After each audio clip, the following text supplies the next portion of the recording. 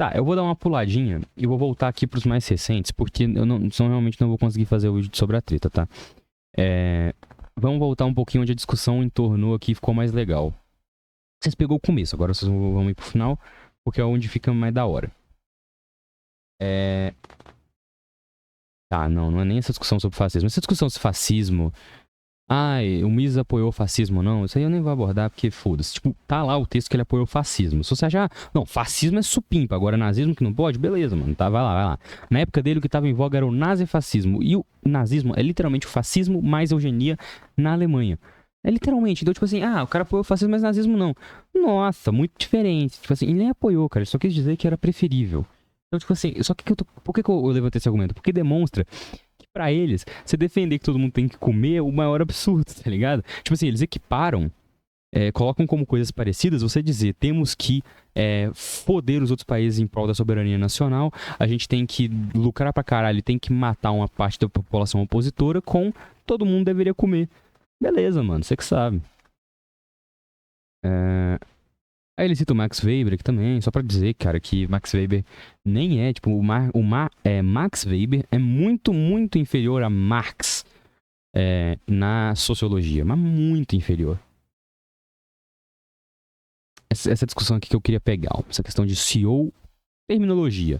Então, vamos lá, nós abordamos aqui já anteriormente, a gente já abordou aqui a questão de classe social, correto? Nós já abordamos aqui como que funciona a classe social, quais são as classes sociais. Não, a gente abordou como que funciona o aparelhamento do Estado, né, pela classe social. Então, basicamente, eu citei, e aqui eu não tenho mais o livro que eu emprestei para uma pessoa que eu, inclusive, tenho que ver se ainda tá com o livro, porque esse livro é bom, eu acho que eu vou querer reler ele, inclusive, porque ele é genial, cara. Assim, é um livro que eu acho que não abro mão de que se deva ler, tá? Mas depois eu tenho que dar uma olhada.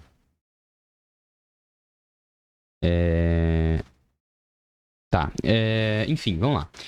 O livro que eu estou me referindo é A Origem da Propriedade Privada, da Família e do Estado. O PDF tá gratuito, eu inclusive li ele craqueado, eu baixei o PDF, mandei imprimir na gráfica da cidade. Eu gostei que eu mandei imprimir esse e um livro de textos anarquistas, e o cara fragou, ele fez o livro com a capa vermelha com um espiral... Não, a capa preta com a espiral vermelha. Eu falei, esse cara manja das coisas. Mas enfim, o que o Engels vai estar dizendo aqui? Primeiro que ele vai fazer uma análise muito boa, com limitações da época, lógico, mas ainda assim é muito boa. Ele vai explicar como que surge o Estado da Propriedade Privada da Família, como ele promete no título. E basicamente você vai passar que os três surgem meio que juntos, mas não exatamente. Vamos lá. Até então, você tinha, em sociedades tribais, organizações de família completamente diferentes do que a gente tem hoje. Então, o que ele está querendo dizer por família? Ele está querendo dizer por família, a família monogâmica como instituição. Lógico que em toda a história, você sempre teve que ter um progenitor masculino e um progenitor feminino. Lógico, mas isso não é família. Isso é só seus antecessores e a sua prole. Isso não é família. Família é outra parada. Em várias sociedades tribais, o que caracteriza o ser humano como o que a gente é, porque a gente cuida dos nossos bebês, diferente de outros animais que largam, né, tipo, inclusive matam os bebês quando eles veem que os filhotes não estão prestando, vamos dizer assim, usar um termo que é horrível, né, mas quando o filhote ele não está se desenvolvendo muito bem, ele vai lá e mata. É a natureza, né, é basicamente assim, em muitas espécies, tipo girafa, eu sei que é assim. Então a gente cuida dos nossos filhos, da nossa prole, porque a gente entendeu evolutivamente, ou seja, não foi um processo de entender racionalmente, né? Foi um processo de seleção natural, que era melhor que nós tivéssemos um crânio maior para ter um cérebro maior. Isso significaria que a gente teria que nascer mais prematuro, senão o bebê e a mãe iriam morrer durante o parto. E como que isso foi selecionado o tempo 9 meses de gravidez? Simples, cara, porque os que estavam ficando mais do que 10 meses não estavam sobrevivendo, mais do que 9 meses não estavam sobrevivendo, porque as mulheres estavam morrendo no parto e o bebê junto. Então, esse gene de ficar mais do tempo na barriga foi sendo cada vez diminuído, entendeu? Por isso que a gente tem quase que sempre 9 meses, muito próximo de 9 meses, quase exato, porque quem ficava mais, morria. Enquanto para menos a gente tem mais casos até do que para mais, né? Porque olha a proporção, se você for olhar anatomicamente, comparar com outros animais, a gente é cabeçudo pra caralho, entendeu? Compara com outros macacos, o tamanho do cérebro dos outros macacos com o corpo. Pra ver o tanto dos outros primatas, né? Dos descendentes de primatas. Você vai ver que, tipo, irmão, é, tipo, muito desproporcional se for parar pra ver com o que eles são. Porque isso foi um mecanismo evolutivo que a gente arrumou. Por que isso tem a ver? Porque a família é uma organização feita basicamente, começa para criação dos filhos, né? Só que no começo é uma família comunitária, no qual, para várias, aí o Engels vai descrever várias genes de família, várias tribos que viam a família de várias formas. Algumas tribos, os filhos eram filhos daquela sociedade. Eu acho que isso é o correto, inclusive. É o mais primitivo, e eu acho que é o mais correto, que é você ver os filhos como filhos da sociedade. A sociedade inteira, da tribo inteira, cuidava das crianças como se todas fossem seus filhos. Porque eles viam todos os membros como seus irmãos, entendeu? Porque é uma tribo que era muito unida. Então os filhos não tem, esse aqui é filho de tal. Não, esse aqui é filho nosso. Isso aqui é criança nossa. É a criança da tribo. E quando você tinha um filho, você não tinha essa questão, é meu filho. É uma prole, é só prole. O máximo que você vai olhar, aquilo lá é meu. Mas, tipo, todas as crianças você vai ter o carinho de filho. Porque todo mundo vai cuidar ativamente das crianças. E o sexo? Era livre. Então, tipo assim, transava quem queria transar com quem quisesse. Homossexualismo pode. Homossexualidade, pra caralho, tinha. Muito, muito, muito naquela época tinha. Então, a maior parte das pessoas eram bissexuais. Então, pra caralho, relacionamento homossexual e heterossexual, sem fins reprodutivos também. Pra caralho, muita gente transando. A gente transava com força, porque é animal, cara. E, tipo assim, o ser humano descobriu que dá pra transar mais do que só pra reproduzir, né? Então a gente sempre transou pra caralho. Faz uma característica da espécie humana que a gente transa muito. Mais que os outros animais, é só parar pra ver. E, cara, aí o que acontece? Algumas sociedades eram assim. Então, tipo, todos os homens da tribo eram casados com todas as mulheres da tribo. E os homens podiam ter relações entre si e as mulheres podiam ter relações entre si. Eu acho que esse é o ideal. É o ideal, mas a limitação da ideologia é tão forte que eu não consigo me ver numa sociedade assim. A parte das crianças eu acho que é imprescindível. Agora, por mais que seja artificial, eu acabo gostando da monogamia, cara. Mas não é por uma questão de dominação sobre outra pessoa, é uma questão porque eu sou romântico e eu gosto de pensar em ficar com uma pessoa só. Eu prefiro assim, por mais que seja antinatural. Então a gente tá ligado? É antinatural, mas você não precisa ser contra por causa disso. Mas enfim, é isso. Outras sociedades, por exemplo, tinham casamento de grupos. Então você tinha grupos de homens casam com grupos de mulheres. Por exemplo, em alguma sociedade que era sindiásmica, que chama. Basicamente, até parecido com o que é hoje, né? Que acabou voltando a ser isso, né? Que é basicamente, você tinha um período que todo mundo fode com todo mundo e depois você casa. E eu acho que ainda era... Você casava mais velho e ainda era com grupos ainda. Então o casamento era diferente, entendeu? Você tinha um relacionamento diferente. Em que momento que uma família vira monogâmica? A família se torna monogâmica a partir do momento que se institui a propriedade privada.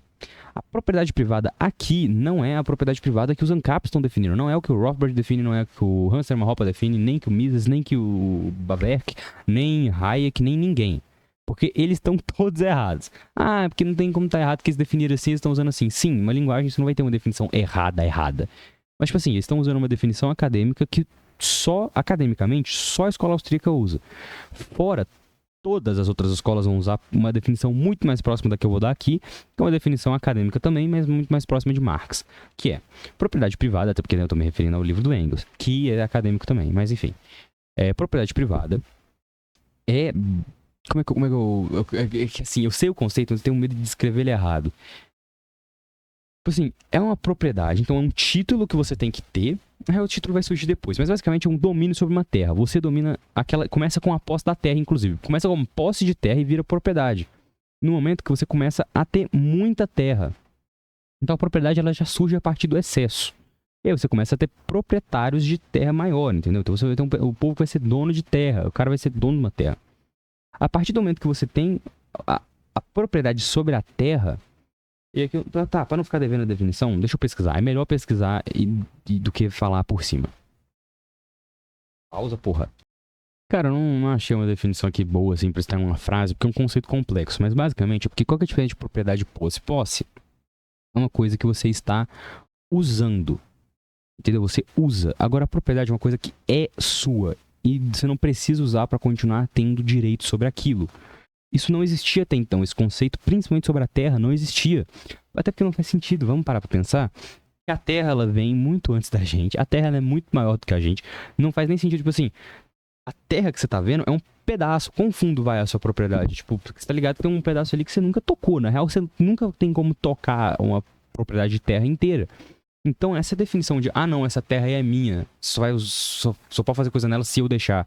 Isso não existia, esse conceito não existia. Ele passa a existir depois. E quando ele passa a existir, surge junto a família monogâmica, o machismo e o Estado, e a gênese do capitalismo tá aí também. Doideira, né? Vou explicar o porquê.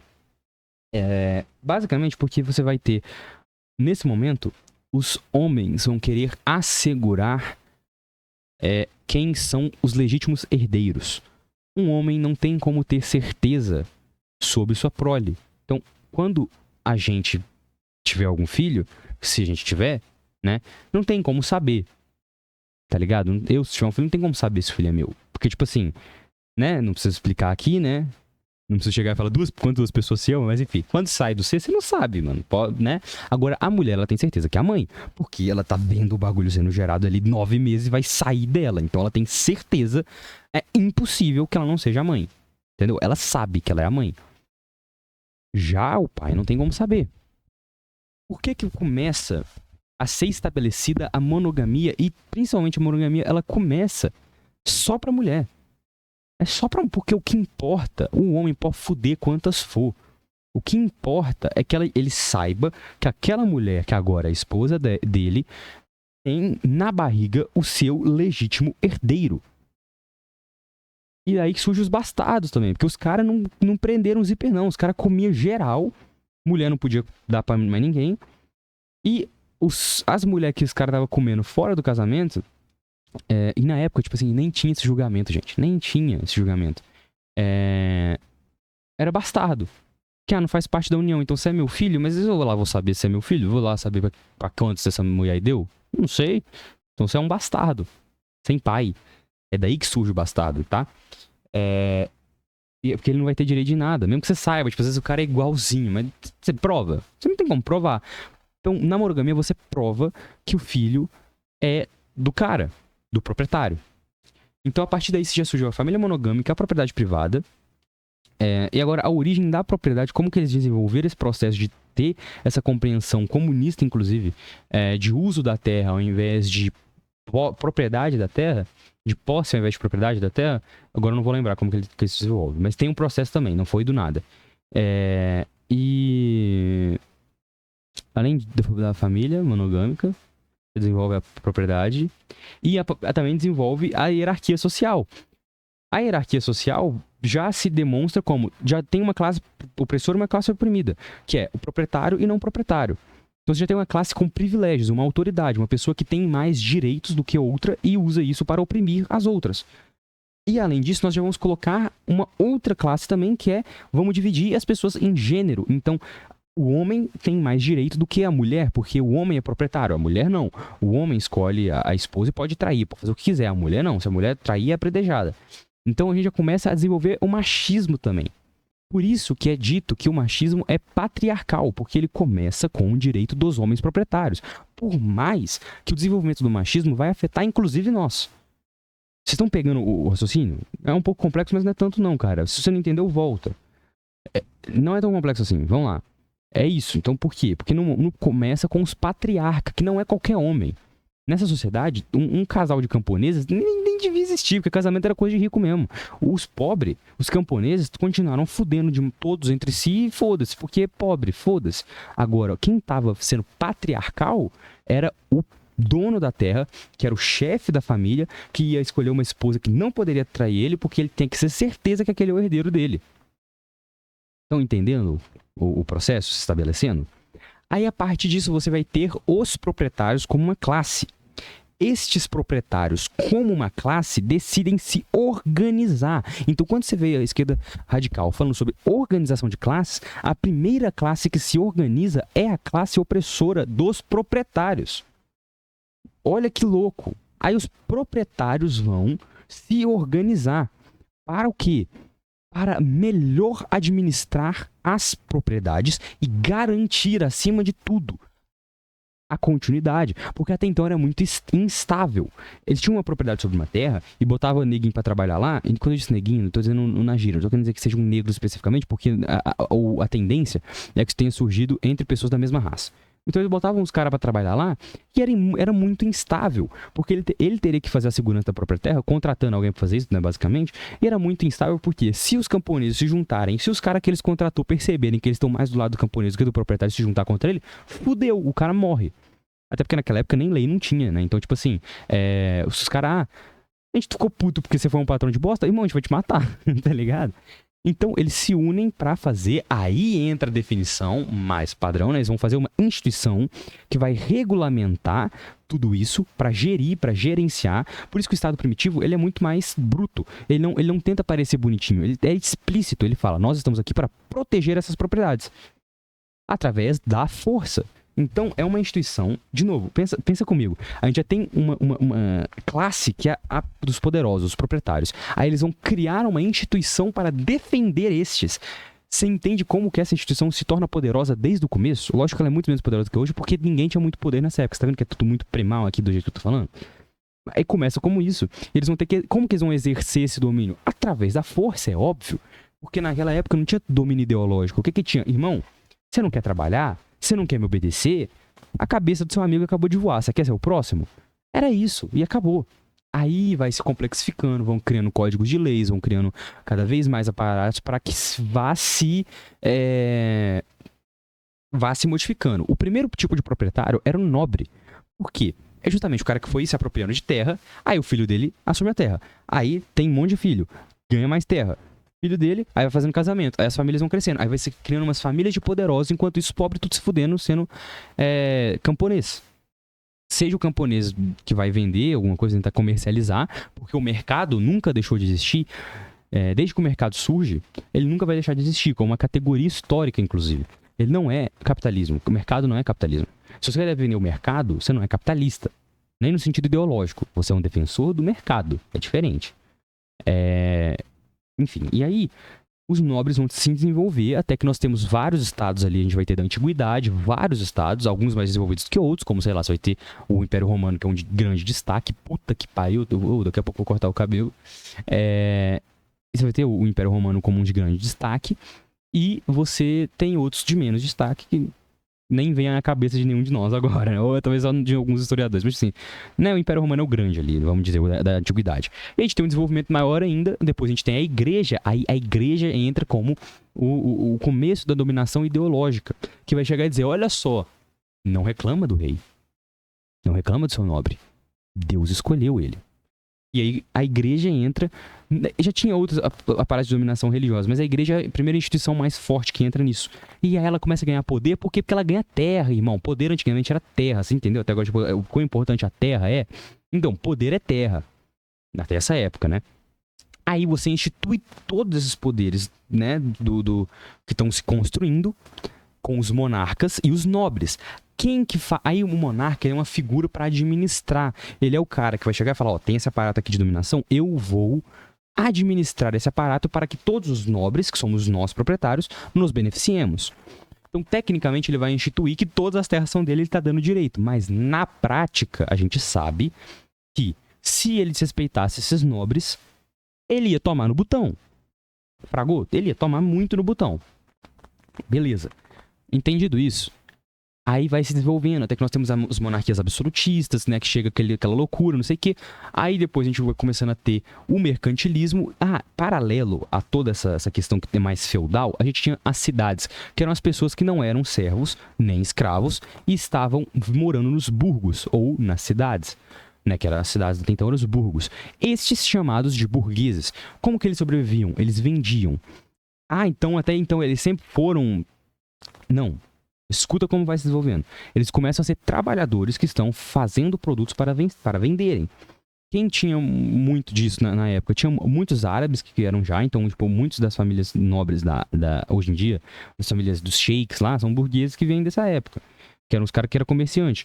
Muitos judeus vêm dessa época, porque os judeus eram, como eles eram julgados, eles não eram nobres. Então, eles eram burgueses porque eles estavam se fudendo de trabalhar ali. E parte da cultura judaica é economizar, então por isso que eles se tornaram fortes. E aí daí que vem o antissemitismo que vem falar, o judeu internacional, ou o medo dos judeus controlam o mundo, não sei o que. Então, ai, nossa, o judeu controla o branco, controla... Não, os sírios controlam o mundo. E alguns sírios são judeus por causa dessa herança. Então como compreender a história tão libertador? É isso, cara. Aí beleza, você tem esse processo. Os burgos vão se desenvolvendo e os burgueses vão começando a ganhar mais poder econômico. No momento que eles começam a ganhar mais poder econômico, a gente já tem mais um mercantilismo ele se desenvolvendo. E você já tem uma queda ideológica da igreja. Você já tem uma queda ideológica da monarquia. Você já tem um movimento que começa a questionar o direito dos monarcas. Questionar a igreja. Então, você está tendo uma queda econômica e ideológica desse sistema, porque a gente está tendo uma classe em ascensão. Nesse momento, eles aproveitam de tudo isso, várias revoltas vão acontecer em todo o mundo, toda a Europa, né, que a gente está olhando a história europeia, né, vamos ser honestos. Então, toda a Europa a gente vai ter um monte de revolta, de camponeses e burgueses. Até que acontece toda a Revolução Francesa. E o que acontece? A monarquia cai. Mesmo nos países que a monarquia ainda existe, não é a mesma monarquia. Mudou totalmente o regime. O rei continuou basicamente lá porque chegou os caras e falou assim, tá, a gente tá com dó de matar esse cara aqui e vamos fazer com que a família dele continue tendo os mesmos privilégios, eles vão continuar tendo os mesmos privilégios, mas a gente vai acabar com todos os títulos de nobreza, ou todos os relevantes, né? Tipo, ainda tem Sir, mas tipo assim, foda-se, né? A gente vai acabar com os títulos de nobreza, quem vai ascender ao poder é a burguesia, agora vocês não obedecem mais a nobre, obedecem a nós, fica quietinho aí que vocês não têm tanto poder assim, a gente vai colocar um presidente fake aqui, né? Que a gente vai chamar de primeiro-ministro, né? E aí você fica quietinho aí, vai uma leizinha ou outra, posa lá em discurso, fica bonitinho, fica tranquilo que a gente não mata a sua família. Basicamente foi isso, que continuaram como reis. Politicamente eles têm muito pouco, ainda tem algum poder, mas ainda muito, muito pouco. Principalmente comparado com o que foi, né? Então, nesse momento, os nobres irão cair. Aí eu já não tenho conhecimento aqui de se as terras são tomadas, como é que são o processo, ou se, por exemplo, um nobre que tinha família dessa época, se ele poderia transferir o feudo dele para um latifúndio. Não, vamos passar aqui, agora a minha propriedade privada passa aqui, eu vou contratar todo mundo assalariado e não sei o que, tudo mais. Então não sei como é que era exatamente.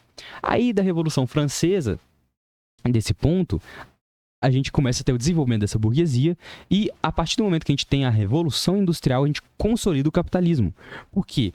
Aí você vai ter uma produção muito grande. E o capitalismo ele precisa de muita produção. Então você vai ter uma produção muito grande.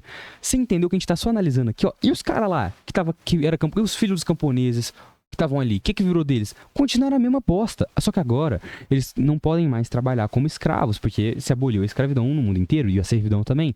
Então os novos nobres, basicamente, que são os burgueses, vão pagar salários. Só que eles vão pagar salários para vender serviços para os próprios trabalhadores. Olha que loucura. Então, mas é porque se a gente for olhar... Não, pensa que é Robinson Crusoe, você tá... Foda-se, pensa em história. O que aconteceu era isso. Mas é que imagina um mundo que você começa lá e você só tem... só você, é tipo Minecraft. E não tem essa de imagina mundo, não. Mundo real. Foi isso que aconteceu. E o processo vai desenvolvendo. O capitalismo se desenvolve pra caralho. Até um ponto que hoje em dia nós temos um capitalismo globalizado, internacional e imperialista. O que esse monte de palavra que eu quis dizer? A gente tem um capitalismo globalizado, onde existem países que têm uma posição de poder que influencia mais, então países que oprimem outros. Por que oprimem outros? Porque cada país vai ter a sua elite nacional e terá a elite internacional. A elite internacional, basicamente, hoje em dia, está nos Estados Unidos e na China. Basicamente. Não estou querendo dizer que eles nasceram na China, mas eles estão na China. Estão com o capital deles na China ou nos Estados Unidos. Entendeu? Ou nasceram americanos. Não, eles podem ter sido um monte de lugar. Mas estão com o capital deles lá. A burguesia brasileira, colombiana, argentina, tá ligado? Angolana, tudo isso aí existe, essas elites vão existir, mas essas elites elas vão estar muito mais enfraquecidas do que a elite internacional, porque a elite internacional vai estar operando nos maiores países, vendendo para todo o mundo, contratando a mão de obra mais barata que eles acharem, para vender para essas pessoas criando o mercado consumidor e para vender para o próprio povo. Então, por isso que para o americano é tudo barato, porque é fabricado aqui. É por isso que para o norueguês é tudo barato, porque eles estão explorando nós aqui. Entendeu? Que não é difícil, cara, de entender, é de boaça, na real. E então você compreende todo esse processo. A partir disso fica muito mais claro de entender a separação de classes que eu estava abordando. Então, por que eu falei de tudo isso? Então, uns 20 minutos falando aqui, que eu acho que foi a melhor parte do vídeo, inclusive eu vou fazer corte disso com certeza. Por que eu tô falando de tudo isso aqui? Porque a gente entrou nessa discussão aqui, ó. A gente entrou nessa discussão. Então, se eu não trabalha, eu falei exatamente o que eu disse, se eu não trabalha. Eu apelei, né? Porque eu já sabia que ia gravar o vídeo e eu ia explicar. Por que ele tá querendo dizer aqui, ó? Por exemplo, por que eu quis dizer que o burguês era o cara que não trabalhava? Por exemplo, por achar que o administrador ganha os lucros. CEO é exatamente um cara que paga um salário gordo para gerir a empresa e não precisar trabalhar. Aqui eu fiquei ambíguo. Não tô querendo dizer que eles pagam um salário gordo pro CEO não trabalhar. O burguês paga o salário gordo pro CEO gerir a empresa dele e o burguês não precisar trabalhar. Isso quando não são só rentistas, né? Que é tipo só o cara que ganha investimento. Então, tipo, ele nem contrata um CEO. Ele só é rentier. Ou tipo, o cara que aluga também, por exemplo, né? Então pode ser rentista de aluguel também. E sim, ele tem um problema de não entender, mas eu acho que é por não ter todo esse vocabulário que eu passei tempão explicando aqui, né? E bom, aí eu fiz uma separação de classes aqui, que eu fiz. Vou achar aqui também no meu perfil. Aqui minha foto antiga, cabelo grande ainda. Aqui outras treta, nada a ver. Outra coisa, nada a ver, cadê? Tô parada. Desgrita, fiz essa porra de manhã, mano. Não é não. Tem que ser aqui, ué. Tá pra aqui, ó. Tem que ser aqui, eu fiz aqui de manhã. Quando eu acordei. Aqui ele falou aqui, ó. Porque se não leu a sua mente, se você define... Cara, eu posso ter usado uma definição mais simples, alguma coisa assim. Mas a definição que eu sempre uso é essa aqui desde sempre, mano. Porque essa não é uma definição nem minha, mano. É uma definição de esquerda radical. Meio juntando ali um pouco de Marx, porque eu não rejeito Marx, por mais que eu seja anarquista. Marx ainda assim é bem maior, assim, vamos dizer, do que os anarquistas, né? A obra dele atinge muito mais. Então, aí eu coloquei, não mudei, mano. O meu uso sempre foi... vou colocar mais uma vez. Burguês é o dono do capital. Então, o que é o capital? É o meio de produção. Qual que é o primeiro meio de produção, vamos dizer assim? Era por mais que... Não é o burguês, né? Entendeu? Por isso que é um negócio. Na realidade, o que a gente tá falando é de proprietários ou de classe dominante. Só que a gente manifesta isso com a classe burguesa, porque hoje em dia são basicamente os herdeiros da burguesia que estava se fudendo lá na Idade Média, mas ascendeu. Mas enfim, é isso. O burguês é o dono do capital. Então o capital é o meio de produção. Capital é recurso que gera mais recursos, se não me engano, que é meio de produção. Então o que é isso? Terra, fábrica, entendeu? Empresas. Então por aí vai, é isso aí. Quando a empresa é muito grande, já você vai ter que ter um capital envolvido. Agora, quando é um barzinho, não. Né? Outra coisa. Dono do capital, ou seja, dos meios de produção, que não precisa do próprio trabalho para viver. Por quê? Você percebeu que nessa escala produtiva, o cara que é dono, ele vai estar contratando os outros. Aí que tem a genialidade do Marx. Ele descobriu o mecanismo mais-valia. O que é o mais-valia? O mais-valia é o seguinte. A empresa vai ter tal faturamento. Ela vai pagar todos os custos operacionais, menos os salários, ela vai pagar todos esses custos. E vai sobrar um tanto. O Marx percebeu que o que os burgueses faziam? Ao invés de vamos supor que você tem numa fábrica, vamos supor o exemplo caricataço, que é onde ele desenvolveu a teoria e onde esse mecanismo foi desenvolvido, é o mais fácil porque o trabalho seria igual de todos, né? Então, um lugar que todo mundo está trabalhando, se esforçando igual. Vamos supor ainda que o cara ainda ia colocar um salário igual para ele só por ser dono, que já é errado. Vamos supor que o cara tem 20 caras trabalhando na fábrica. Uma fábrica inglesa, né? Para ser o mais caricato possível. Uma fábrica inglesa tem 20 caras trabalhando na fábrica. Ele já pagou todo o custo operacional de energia, de manutenção das máquinas, tudo. Pagou tudo já. E tem o resto do faturamento aqui. Ao invés de dividir em 21, ou seja, o salário de todos os trabalhadores mais o dele, o que ele fazia?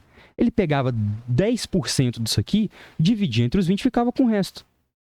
Ou seja, toda a diferença entre esse valor que ele vai receber e o que seria se dividisse por 21, na real, ainda que ser por 20, é o mais-valia. É o valor que você gera numa empresa e não é remunerado de volta. É o valor que fica com a empresa. Ah, não, mas é porque isso é para pagar gasto. Não, não é isso que ele está querendo dizer. É o valor que está entrando para a empresa para ficar depois de ter pagado tudo.